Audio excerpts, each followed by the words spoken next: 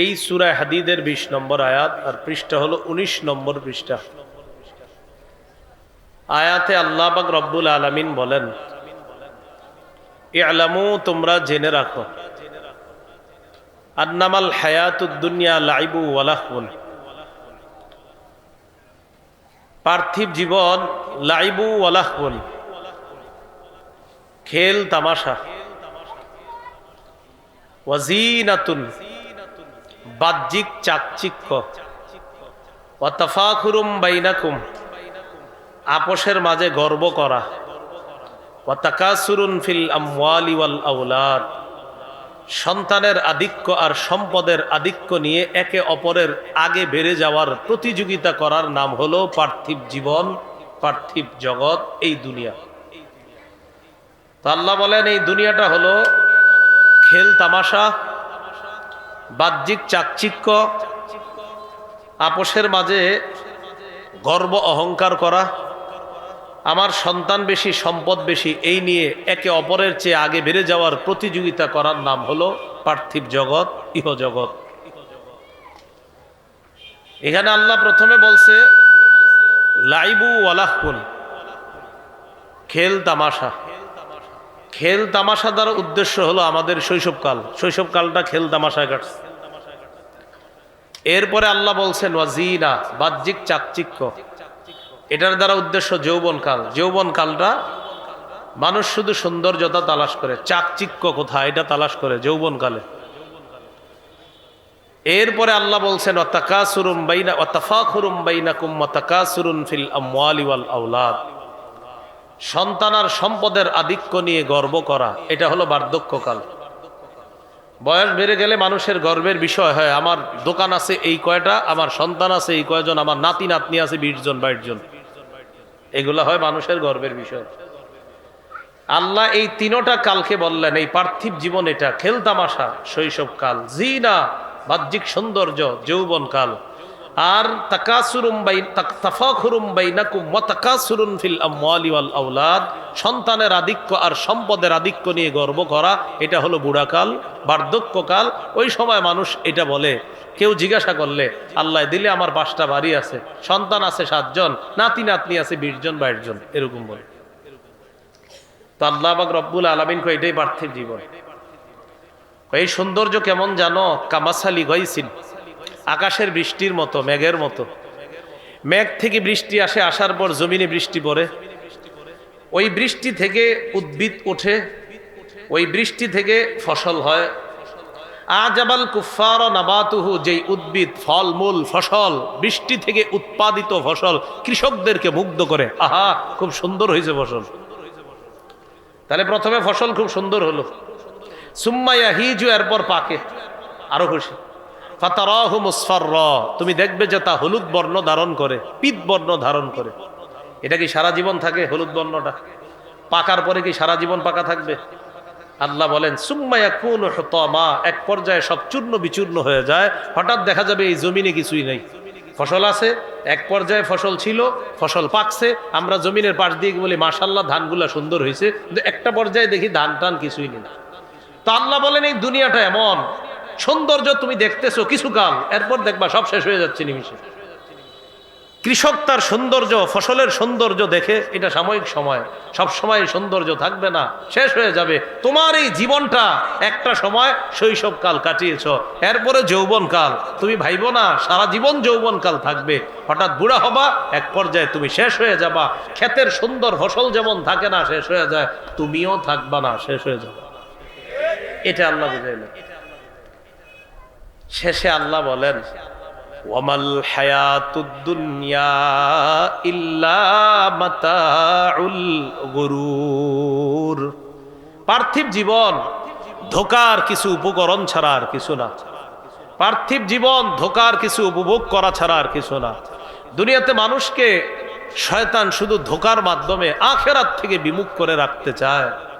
আল্লাহ আমাদের সকলকে হেফাজত করেন। এই হলো পার্থিব জীবন। দেখেন দুনিয়াতে হালাল সম্পদ কামাই করা নিষেধ না, কিন্তু হালাল সম্পদ কামাই করতে গিয়ে আখিরাত ভুলে যাওয়া এটা অন্যায়। হালাল সম্পদ কামাই করা নিষেধ না, কিন্তু হালাল সম্পদ আপনি কামাই করতে গিয়ে আখেরাত ভুলে গেলেন, এটা হবে না। সম্পদ কামাই করতেছেন, জোহরের আজানে মুয়াজ্জিন বলে হাইয়া আলাস সালাহ হাইয়া আলাল ফালাহ, আসো নামাজের দিকে আসো, আসো কল্যাণের দিকে আসো, আল্লাহ আমার মাধ্যমে তোমাকে ডাকতেছে, আসো তাড়াতাড়ি তুমি। আপনি হালাল রিজিক উপার্জন করতেছেন, মুয়াজ্জিন সাহেব ইকামতে বলতেছে কদ কামাতিস সালাহ কদ কামাতিস সালাহ, নামাজ শুরু হয়ে গেছে, নামাজ দাঁড়িয়ে গেছে, আসো। ওই মুহূর্তে দোকানের শাটার লাগিয়ে নামাজে চলে যাওয়া, এইটা হলো আপনি দুনিয়া সঠিকভাবে কামাই করা। যে আপনি দুনিয়া কামাই করতে গিয়ে আখেরাত ভুলে যান নাই, এটার নাম দুনিয়া যদি হয় তাহলে ঠিক আছে। দুনিয়ার হালাল সম্পদ কামাই করতে গিয়ে আপনি আখেরাত ভুলেন নাই, কিন্তু নামাজের পর নামাজ যাচ্ছে, আজানের পর আজান হচ্ছে, আর আপনি সম্পদ কামাই করতেছেন। আর কেউ জিজ্ঞাসা করলে বলেন আমি কি হারাম খাই? ঠিক আছে, আপনি হালালই খান, আখেরাত তো ভুলে যাচ্ছেন। এই জন্য সহিহ বুখারীর একটা বর্ণনা শোনেন, রাসূলুল্লাহ সাল্লাল্লাহু আলাইহি সাল্লাম বলেন ইন্না হাদাল মাল খাদিরাতুন হুলওয়াতুন, এই সম্পদ সবুজ শ্যামল, হুলওয়াতুন সুমিষ্ট, এই সম্পদ সুমিষ্ট সবুজ শ্যামল। হাদিসের শেষের দিকে নবীজি বলেন মান আখাযাহু বিহাক্কিহি, সম্পদ যদি কেউ সঠিকভাবে গ্রহণ করে, ওয়া ওয়াদাআহু ফি হাক্কিহি, আর সঠিক খাতে যদি ব্যয় করে। কি বলে দেখেন নবীজি, সম্পদ যদি কেউ সঠিকভাবে আয় করে আর সঠিক খাতে ব্যয় করে, ফানিআমাল মাউনা, আল্লাহ নবী বলেন এটা কতই না উত্তম সঞ্চয়, এটা কতই না চমৎকার সম্পদ। আয় করছে সঠিকভাবে, আবার সঠিক খাতে ব্যয় করছে, নবী এটা কতই না উত্তম, এটা কতই না নেয়ামতে পরিপূর্ণ সম্পদ। নবীজি আর পরেই বলতেছে ওয়ামান আখাযাহু বিগাইরি হাক্কিহি, আর এই সম্পদকে যদি কেউ অন্যায়ভাবে গ্রহণ করে, কানা কাল্লাযী ইয়াকুলু ওয়া লা ইয়াশবাউ, সে ওই ব্যক্তির মতো যে শুধু খায় কিন্তু কখনো পরিতৃপ্ত হয় না। সম্পদ অন্যায়ভাবে যে গ্রহণ করে, নবী কয় সে তার মতো যে শুধু খায় কিন্তু পরিতৃপ্ত হয় না। আল্লাহ আমাদের সকলকে সঠিকভাবে সম্পদ আয় করে সঠিক খাতে সম্পদ ব্যয় করার তৌফিক দান করুন। সহিহ বুখারীর বর্ণনা 6425 নম্বর হাদিস। বাহরাইনের সাথে রাসূল সাল্লাল্লাহু আলাইহি সাল্লামের সন্ধি হয়েছে। কোন দেশ? বাহরাইন। বাহরাইনের গভর্নর বানায়া দিলেন নবীর এক সাহাবীকে, তার নাম আলা ইবনুল হাজরামি। মনে থাকবে নি? আলা, একটু খালি মনে রেখেন আলা, বাকিটা মনে না রাখলেও চলবে। পুরা নাম আলা ইবনুল হাজরামি, আর কি পুরা নাম যদি পারেন ভালো মনে রাখলে। আচ্ছা ভাই, নবীর একজন সাহাবী, এর দুটো মনে থাকবে। নবীজির এক সাহাবীকে বাহরাইনের গভর্নর নিযুক্ত করলেন। বাহরাইনের সাথে রাসূলের সন্ধি চুক্তি। তো সন্ধি চুক্তি হওয়ার পর গভর্নর সাহেবকে নিযুক্ত করার পর নিয়ম হলো প্রতি বছর উনি ট্যাক্স উঠাবে, কর উঠাবে, কারণ মুসলমানরা তাদের জানমালের নিরাপত্তা দিবে। এই জন্য এটা আমরা এই প্রত্যেক দেশে আপনার ট্যাক্স দিতে হয়, কর দিতে হয়। তো এই ট্যাক্স উঠায়া নবীজির কাছে পাঠায়া দিবে যেই সাহাবী, ওনার নাম আলা ইবনুল হাজরামি। তো তিনি ট্যাক্স উঠাবে, কর উঠাবে। এটা আনার জন্য নবীজি কি করতেন, একজন সাহাবী পাঠায়া দিতেন, যাও ওটা গিয়ে নিয়ে আসো। নবীজি যেই সাহাবীকে পাঠাইলেন ট্যাক্স আনার জন্য, তার নাম আবু উবায়দাহ ইবনুল জাররাহ। বাহরাইনের গভর্নর বানাইলেন যাকে, তার নাম হলো আলা। আর ট্যাক্স আনার জন্য যাকে পাঠাইলেন তার নাম আবু উবায়দাহ ইবনুল জাররাহ। এবার হাদিসটা শুনেন।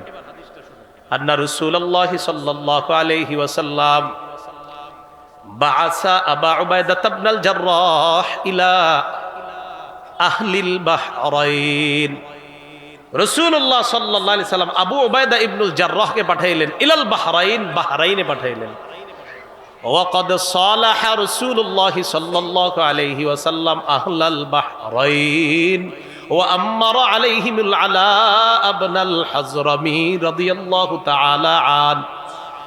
বাহরাইনের সাথে নবীজির সন্ধি চুক্তি হয়েছে, আর তাদের গভর্নর বানিয়ে দিয়েছে আলা ইবনুল হাজরামিকে। তার কাছে ট্যাক্স আনার জন্য নবী পাঠাইলেন আবু উবায়দা ইবনুল জাররাহ রাদিয়াল্লাহু তাআলা। তা আবু উবায়দা ইবনুল জাররাহ রাদিয়াল্লাহু তাআলা ট্যাক্স নিয়ে মদিনায় চলে আসছে। ফাকাদিমা আবু উবায়দা বিমাল। আবু উবায়দা রাদিয়াল্লাহু তাআলা ট্যাক্স বা কর নিয়ে, সম্পদ নিয়ে মদিনায় আসছে।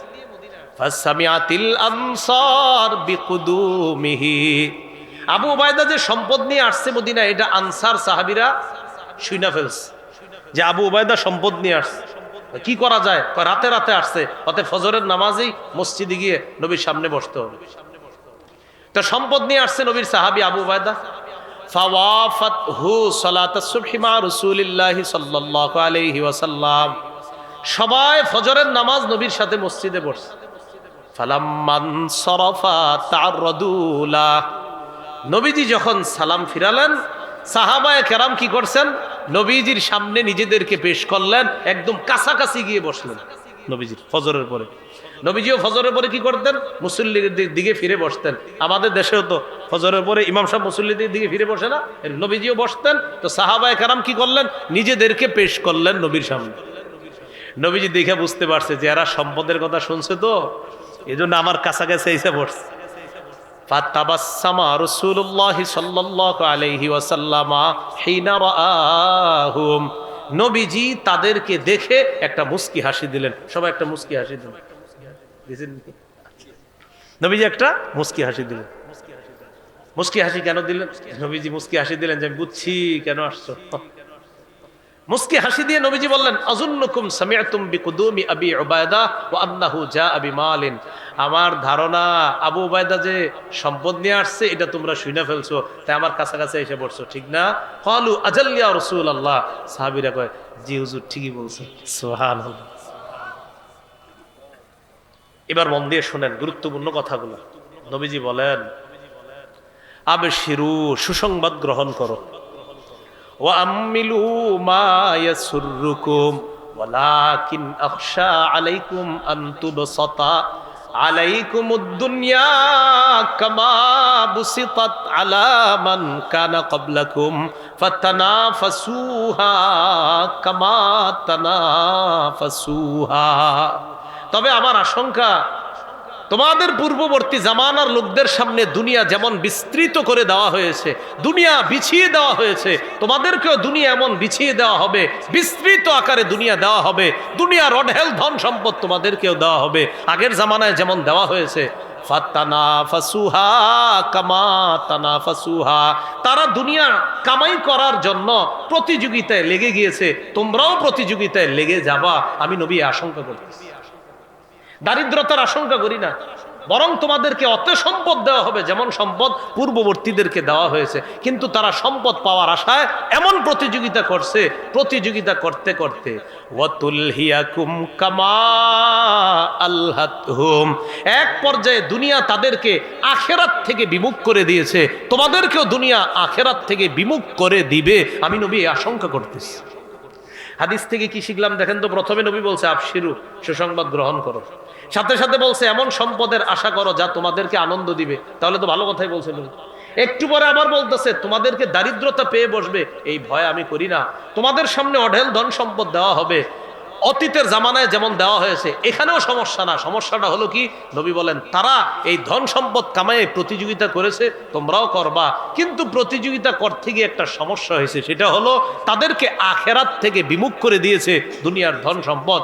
আমারও আশঙ্কা তোমাদেরকেও আখেরাত থেকে বিমুখ করে দিবে, এই আশঙ্কা, এই ভয় আমি নবী করতেছি। তাহলে ভাই কি শিখলাম? হালাল ভাবে সম্পদ কামাই করা দোষণীয় নয়, কিন্তু সম্পদ কামাই করতে গিয়ে আখেরাত ভুলে যাওয়া এটা অন্যায়।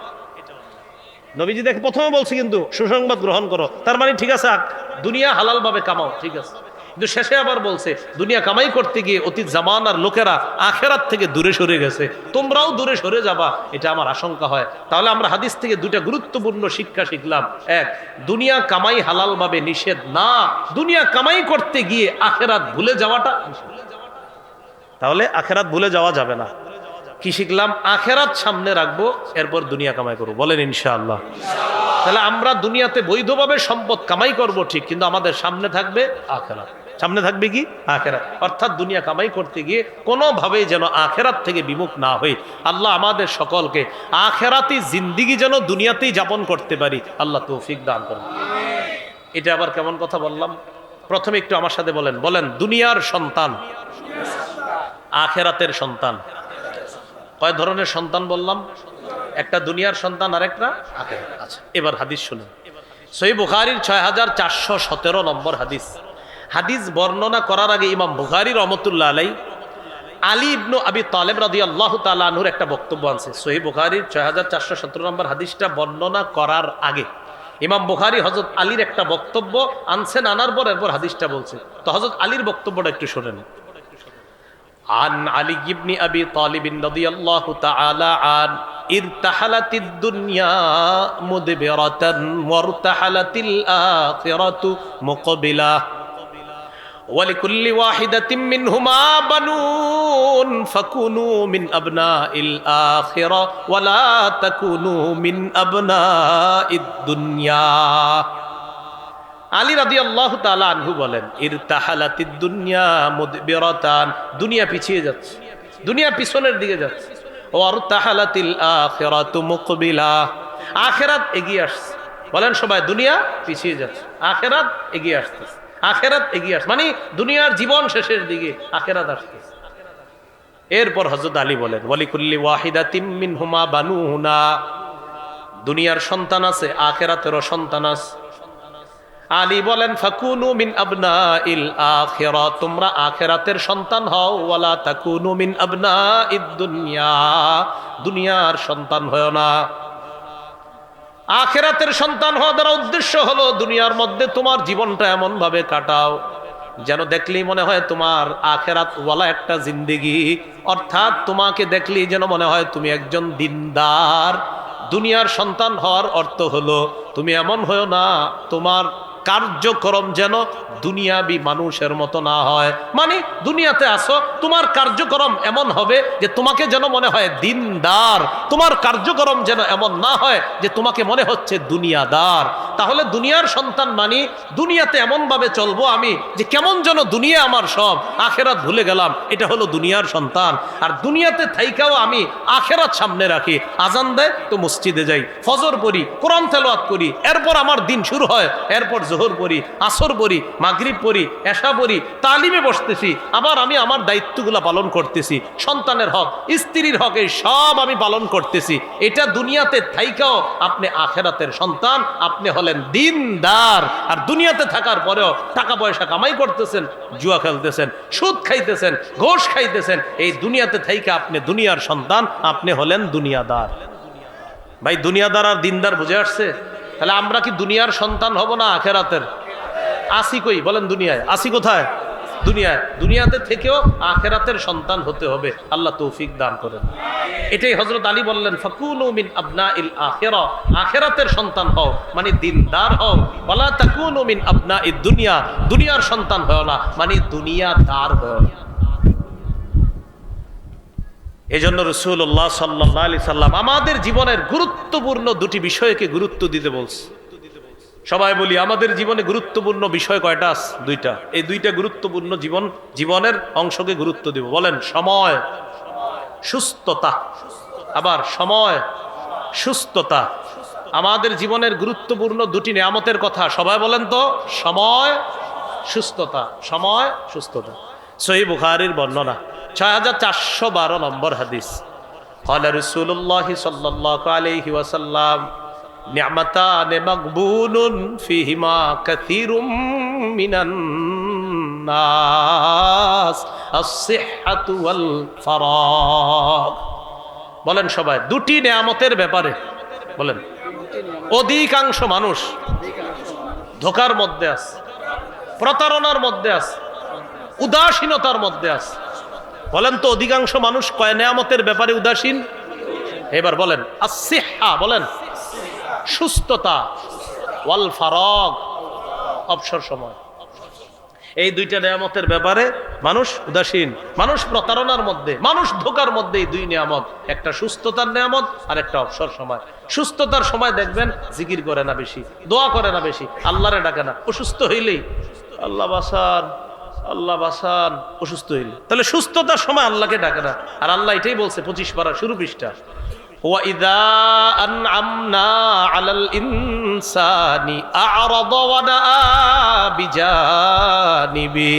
আমি যখন মানুষকে নেয়ামত দান করি, মানুষ আমারে এড়িয়ে চলে। আমি যখন মানুষকে নেয়ামত দান করি, ও আমার থেকে মুখ ফিরায় নেয়, আমারে এড়িয়ে চলে। কি বলতেছে আল্লাহ দেখেন, আমি ওরে নেয়ামত দিলে ও আমারে এড়িয়ে চলে, আমার থেকে মুখ ফিরায় নেয়। আমি আল্লাহ ওরে নেয়ামত দিলাম, ও আমার থেকে মুখ ফিরায় নেয়, আমারে পাশটাইটা চলে। ওয়াইদা মাসসাহুশ শাররু ফাযু দুআইন আরিদ, কোনো বিপদ যখন তাকে স্পর্শ করে লম্বা চওড়া দোয়াওয়ালা বনে যায়। কি বলছে দেখছেন? লম্বা চওড়া দোয়াওয়ালা বনে। আসসালামু আলাইকুম হুজুর, চলেন বাসায় দোয়া আছে। এই পর্যন্ত কোন হুজুরের বাসায় নিছেন যে আপনি সুস্থতার অবস্থা? খালি কোন হুজুর বিপদ আপদ। যখনই নেওয়ার পর হুজুরে আবার আপনার জিজ্ঞাসা করে, তো কেন আনছেন, কি করবো? হুজুর বিপদ আপদ লেগে রয়েছে, দোয়া করেন। সুস্থতার সময় কয়জন বলছেন হুজুর দোয়া করেন? রাসূলুল্লাহ সাল্লাল্লাহু আলাইহি সাল্লাম বলেন, দুটা নেয়ামতের ব্যাপারে মানুষ উদাসীন, এক সুস্থতা, দুই নাম্বার অবসর। সুস্থতার সময় আল্লাহ কয়, ওরে আমি নেয়ামত দিলে আমারে এড়িয়ে চলে, পাশ কাইটে চলে। আর যখন বিপদ দেয় ওরে, তখন লম্বা চওড়া দোয়ার নাম, আল্লাহ বাঁচান, আল্লাহ বাঁচান। এজন্য আমার সাথে সবাই বলেন, বলেন বিপদে পড়ার সময় বলেন, যতটা না আল্লাহকে ডাকি এর চেয়ে বেশি সুখের সময় আল্লাহকে ডাকবো। তাহলে দুঃখের সময় আল্লাহকে যত ডাকি এর চেয়ে বেশি ডাকবো, কি অবস্থা? সুখের বলেন ইনশাআল্লাহ।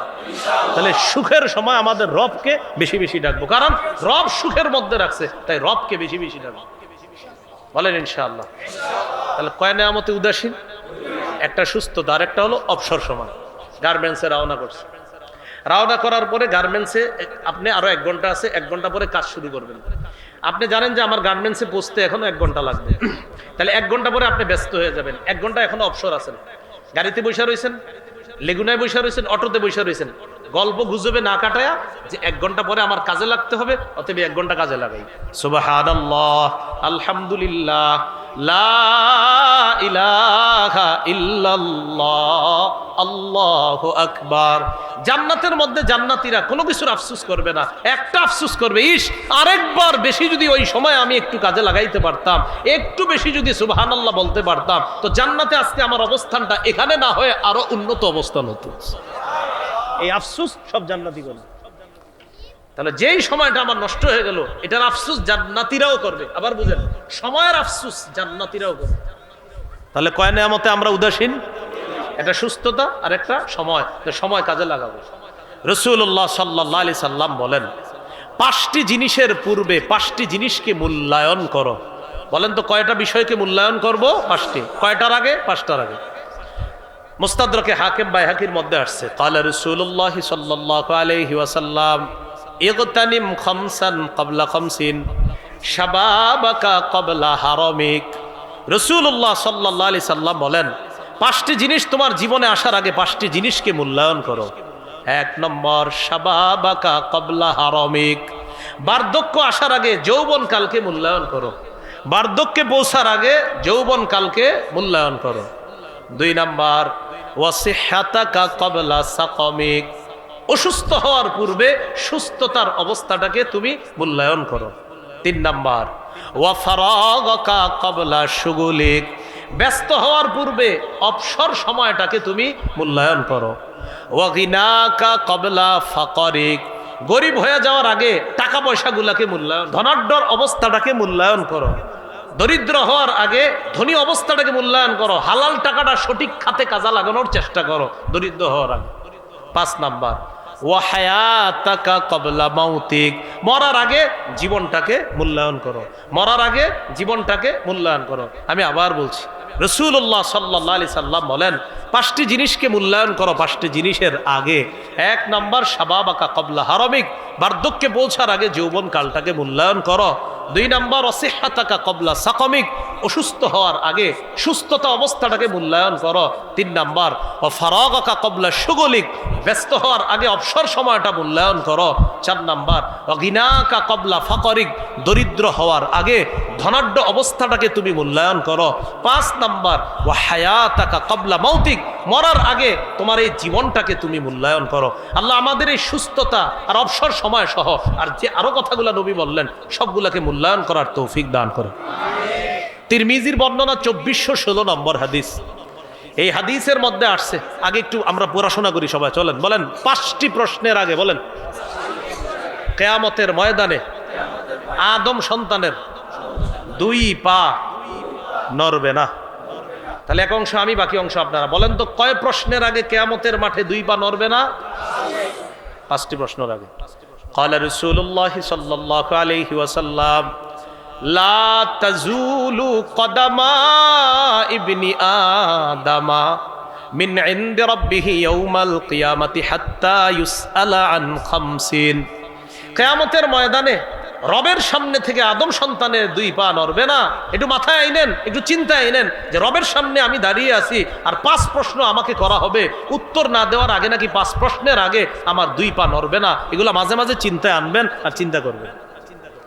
1 নাম্বার, আন উমরিহি ফিমা আফনা, জীবন সম্পর্কে প্রশ্ন, জীবন কোথায় কাটিয়েছে। 2 নাম্বার, ওয়ান শাবাবিহি ফিমা আবলা, যৌবন সম্পর্কে, যৌবন কোথায় বিনাশ করেছে। 3 নাম্বার, ওয়ান মালিহি মিন আইনা ইকতাসাবা, সম্পদ সম্পর্কে প্রশ্ন করা হবে, সম্পদ কোথা থেকে কামাই করছে। 4 নাম্বার, ওয়াফিমা আনফাকা, সম্পদ কোথায় ব্যয় করেছে। 3 নাম্বার, কোত্থেকে আয়। 4 নাম্বার, কোথায় ব্যয়। 5 নাম্বার, ওয়া বিমাজা আমিলা ফিমা আলিমা, যা জেনেছে জানা অনুযায়ী আমল করেছে কিনা। এই 5 প্রশ্নের উত্তর না দেওয়ার আগে, 5 প্রশ্ন করার আগে আদম সন্তানের 2 পা নড়বে না। প্রিয় ভাইয়েরা, 1 নাম্বার জীবন, 2 নাম্বার যৌবন। 1 নাম্বার জীবন, 2 নাম্বার যৌবন। এর মানে আমার জীবন যৌবনের পুরাটা সময় পাই টু পাই হিসাব আল্লাহর কাছে দিতে হবে। আল্লাহ আমাদের সকলকে সুস্থতার সময় কাজে লাগানোর তৌফিক দান করেন। তাহলে আমরা পার্থিব জীবনে আছি, মনে আসিনি, ভুলে গেছি। শৈশবকাল, যৌবনকাল, বার্ধক্যকাল, পুরা সব মিলে আমাদের জীবনটা হবে সুস্থতার জীবন আছে। আবার সময়গুলা পুরাটা জীবনের প্রত্যেকটা অংশই, মুহূর্ত খুব গুরুত্বপূর্ণ, দামি। বিশেষ করে বালেগ হওয়ার পর আমার প্রতিটা মুহূর্ত কিন্তু আমাকে কঠিনভাবে চলতে হবে, বুঝে শুনে চলতে হবে, একটু যেন এদিক সেদিক না হয়। কেন? কারণ কিয়ামতের ময়দানে আমাকে প্রশ্নের মুখোমুখি হতে হবে। আল্লাহ আমাদের সকলকে সময়গুলা কাজে লাগানোর তৌফিক দান করেন। তো রাসূলুল্লাহ সাল্লাল্লাহু আলাইহি ওয়াসাল্লাম এক হাদিসের মধ্যে বলেন, কিয়ামতের আগে সময় একদম নিকটবর্তী হয়ে যাবে। আমরা যে সময়টা আছি, সময় দেখবেন বরকত পাইতেছি না আমরা। জুমা আজকে শুক্রবার না, এই দেখবেন হঠাৎ আবার শুক্রবার এসে গেছে, সময় কেমন যেন বরকত হচ্ছে না। এটা তিরমিজি তো আছে, তিরমিজির বর্ণনা 2332 নম্বর হাদিস। এই হাদিসের মধ্যে আছে, قال رسول الله صلى الله عليه وسلم لا تقوم الساعة حتى يتقارب الزمان حتى تكون السنة كالشهر والشهر كالجمعة وتكون الجمعة كاليوم ويكون اليوم كالساعة وتكون الساعة كالضرمة بالنار। رسول الله صلى الله عليه وسلم বলেন, লা তাকুমুস সাআতু হাত্তা ইয়াতাকারাবাজ জামান, সময় পরস্পর নিকটবর্তী হওয়ার আগ পর্যন্ত কিয়ামত সংগঠিত হবে না। কিয়ামতের আগে সময়ের একদম বরকত কমে যাবে। হাত্তা তাকুনাস সানাতু কাশ-শাহরি, বছর হবে মাসের মতো। ওয়াশ-শাহরু কাল জুমুআ, মাস হবে সপ্তাহের মতো। ওয়া তাকুনুল জুমুআতু কাল ইয়াউম, 7 দিন হবে একদিনের মতো, সপ্তাহ হবে একদিনের মতো। ওয়া ইয়াকুনুল ইয়াউমু কাস-সাআ, একদিন হবে 1 ঘন্টার মতো। ওয়া তাকুনুস সাআতু কাদ-দারমাতি বিন-নার, ঘন্টা হবে অগ্নিস্ফুলিঙ্গের মতো। আগুনের উপরে একটা অগ্নিস্ফুলিঙ্গ হঠাৎ উপরে যায়, আবার নিচে নামে যেমন দ্রুত, ওই ঘন্টা এত দ্রুত চলে যায়। তো এখন আপনারা একটু চিন্তা করে দেখেন, রমজান মাস কিছুদিন আগে কাটাইছে, আবার দেখবেন হঠাৎ আপনার বলা হবে আগামীকাল থেকে তারাবি শুরু। হঠাৎ দেখবেন সময়, আমরা এমন একটা সময় আছি। তো এই জন্য দেখেন, এই সময় খুব গুরুত্ব সহকারে কাটানো, আমরা যেন প্রতিটা মুহূর্ত সঠিকভাবে কাটাইতে পারি, আল্লাহ তৌফিক দান করেন। প্রত্যেকটা মুহূর্ত যাচ্ছে, আমার বয়স বাড়তেছে, আমার আমল নামা বাড়লো কিনা এটা চিন্তা করা। তিরমিজির বর্ণনা 2329 নম্বর হাদিস। قال رسول الله صلى الله عليه وسلم, রাসূলুল্লাহ সাল্লাল্লাহু আলাইহি সাল্লামকে প্রশ্ন করা হলো, আইয়ুন নাসি খায়রুন ইয়া রাসূলুল্লাহ, হুজুর কোন মানুষটা সবচেয়ে উত্তম? নবীজি বললেন, মান তালা উবরুহু ওয়া হাসুনা আমালু, যার বয়স বাড়ছে, আমল সুন্দর হয়েছে, এই মানুষটা সবচেয়ে উত্তম মানুষ। আবার বলছি, নবী বললেন, জিজ্ঞাসা করলেন, আইয়ুন নাসি খায়রুন, হুজুর কোন মানুষটা সবচেয়ে উত্তম? নবী বললেন, মানরুহু ওয়া হাসুনা আমালু, যার বয়স বাড়ছে, আমল সুন্দর হয়েছে, এই মানুষটা সবচেয়ে উত্তম। এবার প্রশ্ন করা হলো, আইয়ুন নাসি শাররুন ইয়া রাসূলুল্লাহ, হুজুর কোন মানুষটা সবচেয়ে খারাপ, সবচেয়ে নিকৃষ্ট? নবী বললেন, মান তালা উমরুহু ওয়া সাআ আমালু, যার বয়স বাড়ছে, আমল খারাপ হয়েছে। বয়স বাড়ছে, আমল খারাপ। কাকায় চা খায় খালি বয়ে বয়ে। কেউ কাকা নামাজে যাইতেন না? আরে জামু, যাও তুমি। হ্যাঁ, কাকা নামাজে চলেন, দাওয়াত দিতেছে, আসমু যাও। আরে কাকা আপনার বয়স তো 60-70 হয়ে গেছে, আসেন না। তুমি বেশি বুঝো কাকা, নামাজে আসেন, নামাজে আসেন। আল্লাহ রসুল বলছে সবচেয়ে নিকৃষ্ট এই মানুষ যার বয়স বাড়ছে, তার আমল খারাপ, এই মানুষ সবচেয়ে নিকৃষ্ট। এই জন্য মুরব্বী যারা আছে, অনেক মাশাল্লাহ, বেশিরভাগ মুরব্বী তো মাশাল্লাহ নামাজ পড়ে, কিন্তু যেই মুরব্বী কয়েকজন নামাজে আসতেছে না, যেই মুরব্বীদেরকে নামাজের দাওয়াত দিলে বলে বেশি বুঝো ইত্যাদি বইলা বলে যে তুমি যাও, আমার চেয়ে বেশি বুঝো, তোমার চেয়ে বয়স আমার কম, সাথে সাথে আপনি বলবেন কাকা আপনার বয়স আসলেই বেশি, কিন্তু নবীজি হাদিসে বলছে যার বয়স বেশি আর আমল খারাপ সে সবচেয়ে নিকৃষ্ট। এটা নবী বলছে, নবী হাদিসে বলছে। তাহলে বয়স বাড়তেছে আর আমল খারাপ হইতেছে, নবী বলেন এটা শাররুন, এটা সবচেয়ে নিকৃষ্ট। আল্লাহ আমাদের জীবনের প্রত্যেকটা মুহূর্ত কাজে লাগানোর তৌফিক দান করেন। তো বলছিলাম শৈশবকাল, যৌবনকাল, বার্ধক্যকাল, এটা হলো জীবন। আল্লাহ বলছেন এইভাবে ওমাল হায়াতুদ দুনিয়া ইল্লা মাতাউল গুরুর, এই পার্থিব জীবন ধোঁকার একটা জায়গা ছাড়া আর কিছু না। তাহলে এবার আমার সাথে বলেন, বলেন প্রকৃত জীবন আখিরাতের জীবন। আবার প্রকৃত জীবন কোন জীবন? আখিরাত। সহিহ বুখারীর 6413 নম্বর হাদিস, এই হাদিসের বর্ণনা, ক্বালা রাসূলুল্লাহ সাল্লাল্লাহু আলাইহি ওয়াসাল্লাম আল্লাহুম্মা লা আইশা ইল্লা আইশুল আখিরা ফাসলিহিল আনসার ওয়াল মুহাজিরা। নবীজি বলেন হে আল্লাহ, আখিরাতের জীবন প্রকৃত জীবন। নবীজি বলতেছে হে আল্লাহ, আখিরাতের জীবন প্রকৃত জীবন। আল্লাহ আনসার আর মুহাজিরদেরকে আপনি সংশোধন করেন, পরিশুদ্ধ করেন। আমার সাহাবী আনসার মুহাজিরদেরকে, তাদেরকে সংশোধন করেন, তাদেরকে পরিশুদ্ধ করেন। নবীর এই দোয়া আল্লাহ এত কবুল করছে যে সাহাবায়ে কেরামের প্রতি আল্লাহ এত খুশি হয়েছে, তাদের জীবনের প্রতি আল্লাহ এত খুশি। রাদিয়াল্লাহু আনহুম ওয়া রাদু আন, সাহাবায়ে কেরামের প্রতি আল্লাহ খুশি হয়ে গেছে, সন্তুষ্ট হয়ে গেছে, আর সাহাবীরাও আল্লাহর প্রতি সন্তুষ্ট হয়ে গেছে। সহিহ বুখারীর বর্ণনা 6414 নম্বর হাদিস। এই হাদিসের বর্ণনাকারী সাহাল ইবনে সাদ আস-সাঈদী রাদিয়াল্লাহু তাআলা, তিনি বলেন কুন্না মা রাসূলিল্লাহি সাল্লাল্লাহু আলাইহি ওয়াসাল্লাম ফিল খানদাক, আমরা রাসূলুল্লাহ সাল্লাল্লাহু আলাইহি সাল্লামের সাথে খন্দকে ছিলাম। খন্দক একটা যুদ্ধের নাম। খন্দক মানে গর্ত খনন করা। সালমান ফারসি রাদিয়াল্লাহু তাআলা আনহুর পরামর্শে রাসূলুল্লাহ সাল্লাল্লাহু আলাইহি সাল্লাম গর্ত খনন করলেন যেন কাফেররা উপাস থেকে এই পাশে আসতে কষ্ট হয়। এই গর্ত খননের কাজে আল্লাহর নবী নিজে হাত মুবারক খরচ করে, হাতের কষ্ট ব্যয় করে নবী নিজে অংশগ্রহণ করছে। নবী নিজে গর্ত করছে। তো সাহাবী কি বলে দেখেন, সাহাল ইবনে সাদ আস-সাঈদী রাদিয়াল্লাহু তাআলা আনহু বলেন আমরা নবীর সাথে খন্দকে ছিলাম। ওয়া হুয়া ইয়াহফিরু, নবী নিজে গর্ত খনন করতেছে। ওয়া নাহনু নানকুলুত তুরাব, আমরা মাটি বহন করে করে স্থানান্তরিত করছিলাম। দেশ গ্রামে মাটি কাটা দেখছিলেন, একজন কাইটা দেয় আর অন্যরা নেয়। তো নবীজি কাটতেছে আর আমরা মাটি বহন করতেছি, আবার অন্যান্যরাও কাটতেছে। মজার বিষয় যে নবীজিও কাটতেছে, এটা হলো আশ্চর্যের বিষয়। সুবহানাল্লাহ। তো নবীজি হঠাৎ তাকায় দেখে সাহাবায়ে কেরামের খুব কষ্ট হইতেছে, একটু আপনার গরম, আবার পাথুরে জমিন, তো কাটা কত কষ্ট।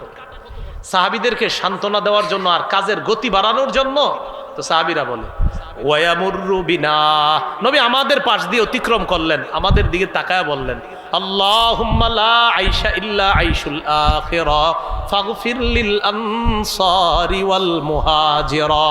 নবী তাদেরকে উৎসাহ দেওয়ার জন্য বললেন আল্লাহ, আখিরাতের জীবন প্রকৃত জীবন, আমার এই আনসার মুহাজির সাহাবীদের সকলকে আপনি মাফ করে দেন। কাজের গতি বাড়ায় দিচ্ছে যে আমাদের নবী এত সুন্দর দোয়া করে, আরো কাজ করে। রাসূল সাল্লাল্লাহু আলাইহি সাল্লাম আমাদের শিক্ষা বল, প্রকৃত জীবন কোনটা? আখিরাত। এটাই প্রকৃত জীবন, আখিরাতের জীবন। এটা আমার বলার মূল উদ্দেশ্য যে প্রকৃত জীবন আখিরাত। আখিরাতের জীবনে যদি জান্নাতি হয়ে যেতে পারি, বলেন ইনশাআল্লাহ। আল্লাহ আমাদের সকলকে আবার জান্নাতে যেন দেখা করায় দেয়। আমিন। সহিহ বুখারীর 6415 নম্বর হাদিস। এই হাদিসের বর্ণনাকারীও সাহাল ইবনে সাদ রাদিয়াল্লাহু তাআলা, তিনি বলেন ক্বালা রাসূলুল্লাহ সাল্লাল্লাহু আলাইহি ওয়াসাল্লাম মাউদিউ সাউতিন ফিল জান্নাহ খায়রুম মিনাদ দুনিয়া ওয়া মা ফিহা, জান্নাতে চাবুক রাখার জায়গা, জান্নাতে চাবুক পরিমাণ জায়গা, একটা চাবুক রাখবেন যতটুকু জায়গা লাগবে, এই জান্নাতের চাবুক পরিমাণ জায়গা পুরা দুনিয়াতে যা কিছু আছে এর চেয়ে উত্তম। তাহলে বলেন কোন জীবন প্রকৃত জীবন? কোন জীবন প্রকৃত জীবন? তাহলে ওই জীবনে চাবুক রাখার জায়গা দুনিয়ার জীবনে যা কিছু আছে এর চেয়ে উত্তম। ওয়ালা গাদওয়াতুন ফি সাবিলিল্লাহি আও রাওহাতুন খায়রুম মিনাদ দুনিয়া ওয়া মা ফিহা। আল্লাহর রাস্তায় এক সকাল আর এক বিকাল সারা দুনিয়ার যা কিছু আছে এর চাইতে উত্তম।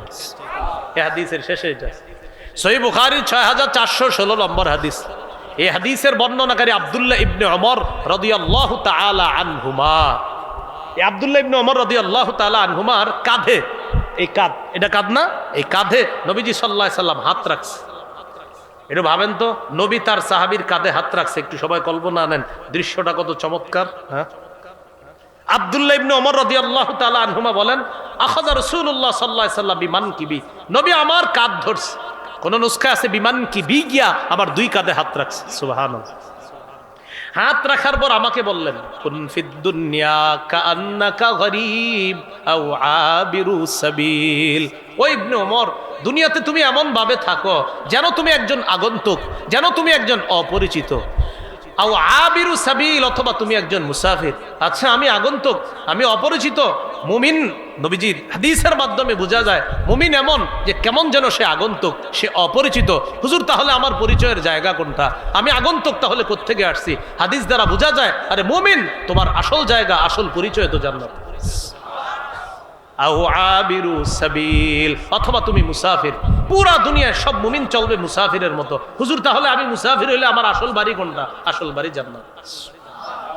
মুমিনের আসল বাড়ি কোনটা হবে? এই জন্য এখানে মুমিন থাকবে আগন্তুকের মতো, মুসাফিরের মতো। ইবনে ওমর রাদিয়াল্লাহু তাআলা আনহুমা এবার যে কথাটা বললেন, এটা স্বর্ণাক্ষরে লিখে রাখার মতো, পকেটে রাখবেন। ডেলি গার্মেন্টসে যখন আসবেন, বিভিন্ন ফ্যাক্টরিতে কাজে যাবেন, এটা সকালে একবার দেখবেন, সন্ধ্যা একবার দেখবেন। ইবনে ওমর কি বলে দেখেন, ইদা আমসাইতা ফালা তানতাজিরিস সাবাহ ওয়া ইদা আসবাহতা ফালা তানতাজিরিল মাসা। ইদা আমসাইতা ফালা তানতাজিরিস সাবাহ। বলেন আমার সাথে সবাই, যখন সন্ধ্যায় উপনীত হও সকালের অপেক্ষা করো না। যখন সকালে উপনীত হও সন্ধ্যার অপেক্ষা করো না। প্রিয় ভাইয়েরা, কর্মস্থলে দিনের প্রথমে একটু তাকাইবেন লেখাটার দিকে। ইবনে ওমর বলতেছে, সকালবেলা বেঁচে আসো এখনো, সন্ধ্যার অপেক্ষা করো না। সন্ধ্যায় দেখা চিন্তা করবেন যে ইবনে ওমর বলতেছে ওই বুখারীর ওই হাদিসের শেষে, সন্ধ্যায় বেঁচে আসো, সকালের অপেক্ষা করো না। কথাটা ডেলি দেখবেন যে কি বলতেছে কথাটা। সন্ধ্যায় বেঁচে আসো, সকালের অপেক্ষা করো না। সকালে আল্লাহ বাঁচায় দিছে, সন্ধ্যার অপেক্ষা করো না। এরপরে বলতেছে, ওয়া খুয মিন সিহহাতিকা লিমারাদিকা ওয়া মিন হায়াতিকা লিমাউতিকা। তুমি সুস্থতা অবস্থায় অসুস্থ অবস্থার জন্য কিছু গ্রহণ করো, আর জীবনে থাকতে মৃত্যুর পরবর্তী জীবনের জন্য তুমি কিছু গ্রহণ করো। সুস্থতা অবস্থায় কি গ্রহণ করবেন? আপনি সুস্থ আছেন, কিছু ইবাদত বন্দিগি নিয়মিত করতেছেন, অসুস্থ হওয়ার পরে আর করতে পারেন নাই। আবার বলছি, সুস্থ অবস্থায় কিছু ইবাদত করতেছেন আপনি, অসুস্থ হওয়ার পর ইবাদতটা করতে পারেন নাই। ইবাদত না করলেও সব বন্ধ হবে না। এটা কেমন কথা বললাম? হ্যাঁ, হাদিসে আসছে, মুসনাদে আহমদ 6895 নম্বর হাদিস। এই হাদিসের মধ্যে আসছে রাসূলুল্লাহ সাল্লাল্লাহু আলাইহি সাল্লাম বলেন, ইন্নাল আবদা ইযা কানা আলা তরিকাতিন হাসানাতিন মিনাল ইবাদা সুম্মা মারিদা কিলা লিল মালাকিল মুআক্কালি বিহি উকতুবু লাহু বিমিসলি আমালিহি ইযা কানা তলিকা। রাসূলুল্লাহ সাল্লাল্লাহু আলাইহি সাল্লাম বলেন, কোন বান্দা যখন সঠিক একটা ইবাদতের পদ্ধতি গ্রহণ করে, সুস্থ অবস্থায় মনে করেন ডেলি আমল করেন একটা, হঠাৎ অসুস্থ হয়ে গেছে, অসুস্থ হওয়ার পর ওই বান্দার আমল নামা যে লেখে, ওই নিয়োজিত ফেরেশতাকে আল্লাহর পক্ষ থেকে বলা হয়, উকতুব লাহু বিমিসলি আমালিহি ইযা কানা তলিকা। বান্দা সুস্থ থাকতে যে আমল করলে সওয়াব লেখতা, এখনো সওয়াব লিখতে থাকে।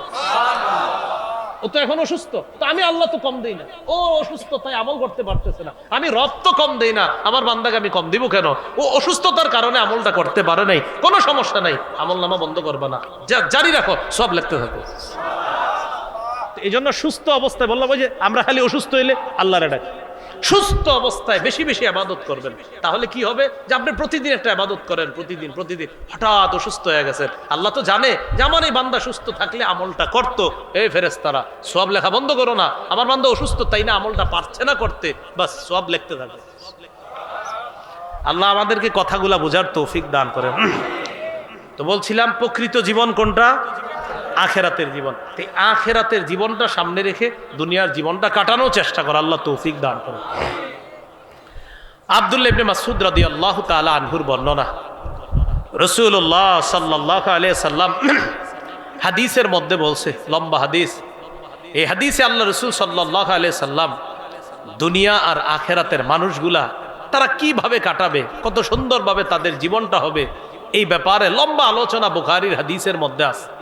6417 নম্বর হাদিসের মধ্যে রাসূল সাল্লাল্লাহু আলাইহি সাল্লাম আখেরাত সম্পর্কে আলোচনা করছে যে কিভাবে মানুষ দুনিয়ার ধোকায় না পড়ে আখেরাতের মুখী হতে পারে।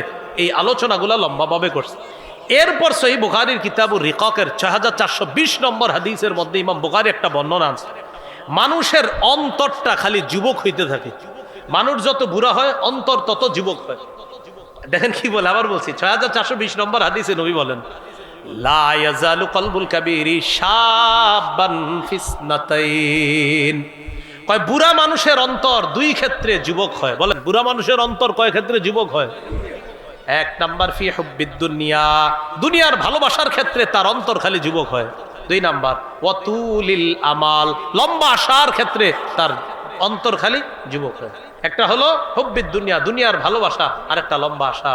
এই হলো এই ক্ষেত্রে তার অন্তরটা খালি যুবক হইতে থাকে। কেউ কাকা মন এত খারাপ কেন? বললো না, 5টা ছেলে ইতালিতে আছে, মাশাআল্লাহ ভালো কথা। বেতন কেমন পায়? 12-13 লাখ পায়। আর 6 নম্বর ছেলেটা বাংলাদেশে 50,000 টাকা মাত্র পায়। এটার এখনো কোনো কিল কেনারা করতে পারি নাই। হন্ডা ভালো না, বয়স 75 কাকার।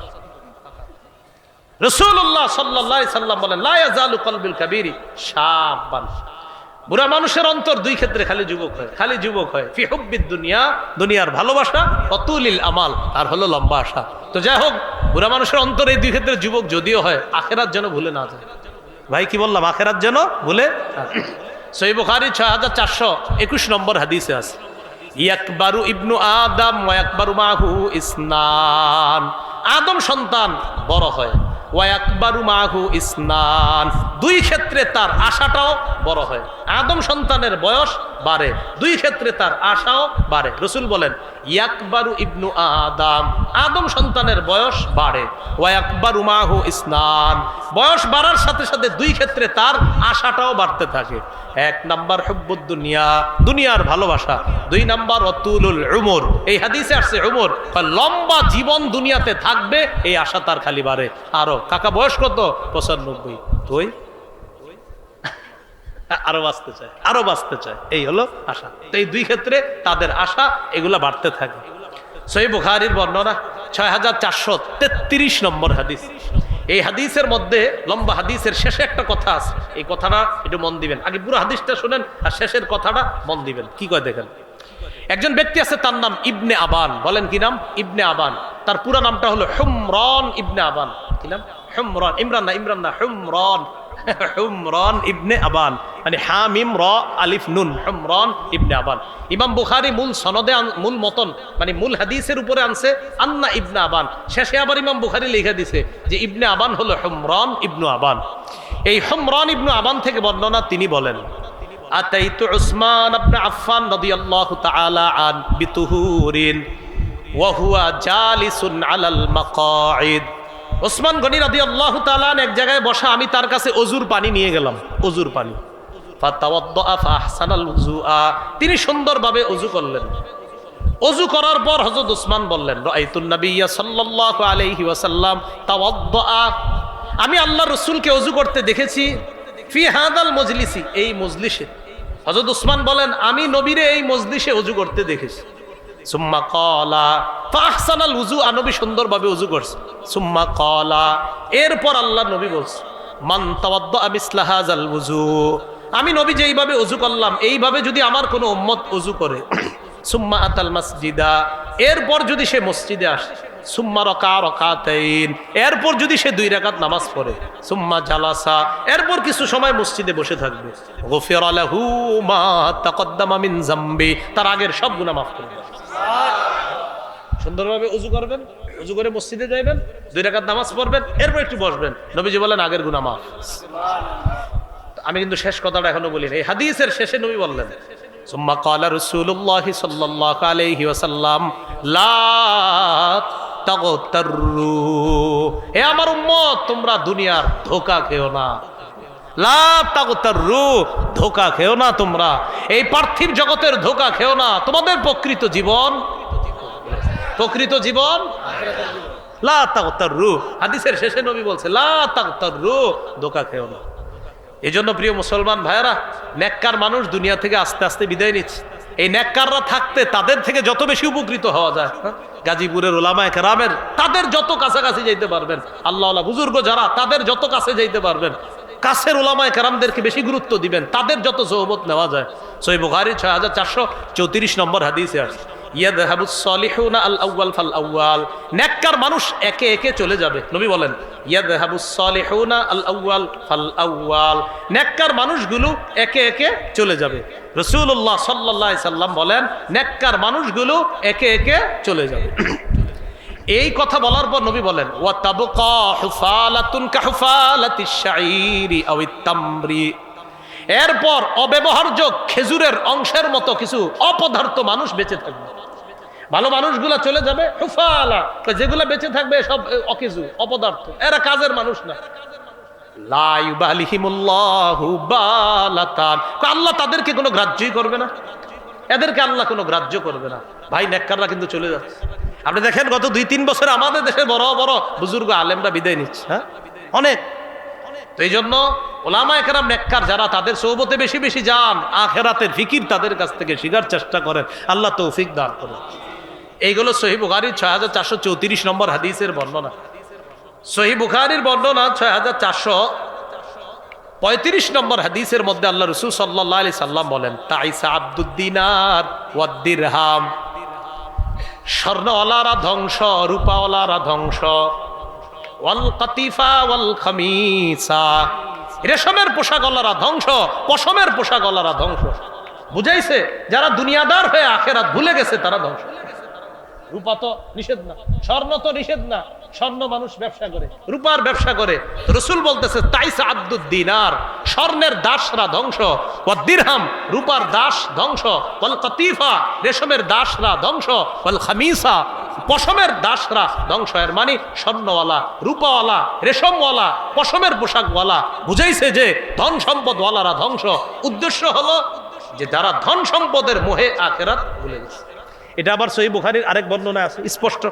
রাসূল তার এক সাহাবীরে বলতেছে ইন্নাল মুকিল্লিনা ইন্নাল মুকসিরিনা হুমুল মুকিল্লুনা ইয়াউমাল কিয়ামা, সম্পদশালীরা কিয়ামতের ময়দানে সওয়াব হবে একদম কম। সাথে সাথে আল্লাহ নবী বলেন তবে যাদেরকে আল্লাহ প্রচুর সম্পদ দিছে আর সে সঠিক খাতে ব্যয় করছে, দুনিয়াতে তার সম্পদও যেমন বেশি, আখিরাতে তার সওয়াবও হবে বেশি। তাহলে কি শিখে এখান থেকে আমরা শিখলাম হল কি আপনার, যে স্বর্ণওয়ালা, রূপাওয়ালা এরা ধ্বংস, মানি স্বর্ণ রূপার মোহে পড়ে, পিছনে পড়ে যারা আখিরাত ভুলে যাবে। তো ভাই আমার মূল কথাটা, দুনিয়ার জীবন এটা হলো ধোকার জীবন, ধোকার জিন্দেগি। আখিরাতের জীবন প্রকৃত জীবন। মুমিনের জন্য এটা পরীক্ষার জায়গা। এখানে মুমিন সব কাজ করবে আখিরাতকে সামনে রেখে। আমরা সবাই আখিরাতকে সামনে রেখে এই দুনিয়ার জীবনটা যেন কাটাইতে পারি, আল্লাহ তৌফিক দান করেন। তাহলে সামনে রাখতে হবে কি বলেন তো, আখিরাত। একটা হাদিস শুনেন, মজার হাদিস, সহিহ বুখারী 6436 নম্বর হাদিস। এই হাদিসে আসছে, ও এটা খুতবায় পড়ছি, এই হাদিসের অনুবাদ দিতে করলাম না, তো দুয়াজি হইল না, শুরুতে এটা পড়ছি। লাউ আন্নাল ইবনি আদামা, এটা বললাম না, লাউ আন্নাল ইবনি আদামা ওয়াদিয়ানি মিন মাল, আদম সন্তানের যদি সম্পদের 2টা এলাকা থাকে, কয়টা? মানে আপনার 2 এলাকা পরিমাণ স্বর্ণের মালিক আপনি, 2 এলাকা, 2টা উপত্যকা, লাত্তাকা সালিসা, সে বলবে আরেকটা লাগবে। 2 এলাকার শুধু স্বর্ণ আছে, মানে আপনি এই পুরা গাজীপুর কি আছে, কয় পুরা গাজীপুরে খালি স্বর্ণ আর স্বর্ণ, এটার মালিক আমি। আদম সন্তান বলবে আরেকটা লাগবে, লাব্বা সালিসা, ও বলবে আমার 3য়টা লাগবে। ওয়ালা ইয়ামলাউ জাওফা ইবনি আদম ইল্লা তুরাব, নবী বলেন মাটি ছাড়া ওর পেট কেউ ভরতে পারে না। সেটা কি? সেটা হলো কবরের মাটি। মৃত্যু হবে, তার পেট ভরবে, এর আগে তার পেট ভরবে না। তো প্রিয় ভাইয়েরা আবার আসেন, বলেন শৈশবকাল, যৌবনকাল, বার্ধক্যকাল, এটা হলো আমাদের জীবন। এই জীবনের সময়গুলা খুব কাজে লাগাতে হবে। গুরুত্বপূর্ণ দুটি নিয়ামত আছে আমাদের জীবনে, কি কি জানি? সুস্থতা আর হলো সময়। এই দুইটা সময়, সুস্থতা, দুইটাকে আমরা কাজে লাগাইতে হবে, কারণ প্রতিটা সময় মুহূর্ত এগুলার হিসাব আল্লাহর কাছে দিতে হবে। আল্লাহ আমাদের সকলকে এই দুনিয়ার মধ্যে আমরা যখন কাটাবো, আমরা যেন আখেরাতের সন্তান হয়ে দুনিয়াটায় কাটাতে পারি। মনে আছেন হযরত আলীর কথা, আখেরাতের সন্তান হয়ে যেন দুনিয়ার জীবনটা আমরা শেষ করতে পারি। আল্লাহ তৌফিক দান করেন। সুবহানাল্লাহি ওয়া বিহামদিহি, সুবহানাকাল্লাহুম্মা ওয়া বিহামদিকা, আশহাদু আল্লা ইলাহা ইল্লা আনতা, আস্তাগফিরুকা ওয়া আতুবু ইলাইক।